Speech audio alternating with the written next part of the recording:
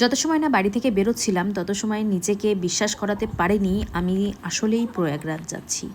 তো এই ভিডিওটি হতে চলেছে বনগাঁ থেকে প্রয়াগরাজ পর্যন্ত বাইকের একটি লং ভিডিও।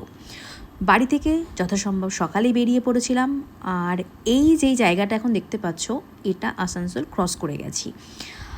আর বেশ বাইকে বহুদিন পর বাইরে বেরোনো, অন্যরকম মজা লাগছিল, বেশ ভাল লাগছিল। আর রাস্তাটা এত সুন্দর, বিভিন্নভাবে উপলব্ধি করছিলাম। কোনো সময় রোদ, কোনো সময় জ্যাম, কোনো সময় যাচ্ছে তাই অবস্থা। দেখো কি অবস্থা। আর আমরা সত্যি কথা বলতে শেষের দিকে গেছি, তাও জ্যাম পেয়েছি, কিন্তু মায়েরা যে সময় গেছিলো সে সময় একদম জ্যাম পাইনি। মারা যে সময় যাচ্ছিলো সে সময় আমি ফিরছিলাম, সে সময় যাইনি। তো দেখো আমাদের ফুটের উপর দিয়ে যেতে হয়েছে, ধুলোর মধ্যে দিয়ে যেতে হয়েছে, মানে না যে হাল কন্ডিশন।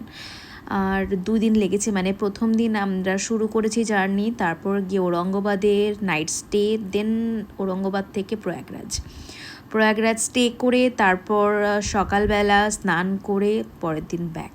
এই যে জায়গাটা আমরা এখন ঝাড়খণ্ডে ঢুকে গেছি। তো ওয়েস্ট বেঙ্গল যেই পেরোলাম, ঝাড়খণ্ডে ঢুকে এবার একটা ঠান্ডা হাওয়া, বেশ অন্যরকম।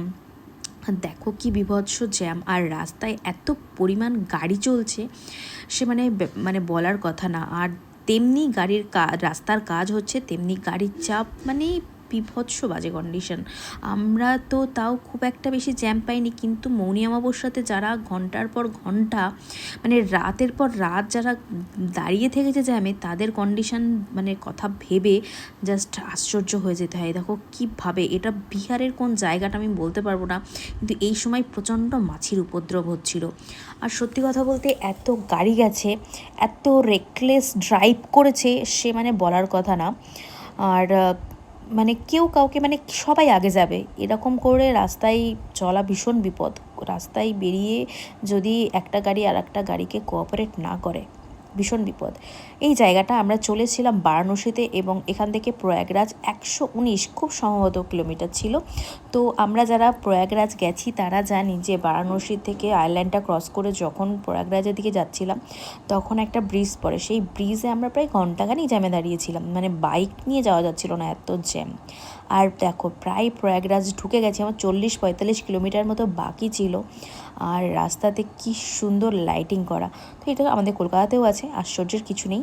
তো প্রয়াগরাজ মানে ঢুকে গেছি, আর দেখো কীভাবে লোকজন সব স্নান করে ফিরছে। আমার খুব মানে একটা পজিটিভ ভাইব মেলাতে, যেটা আশা করি যারা গেছি আমরা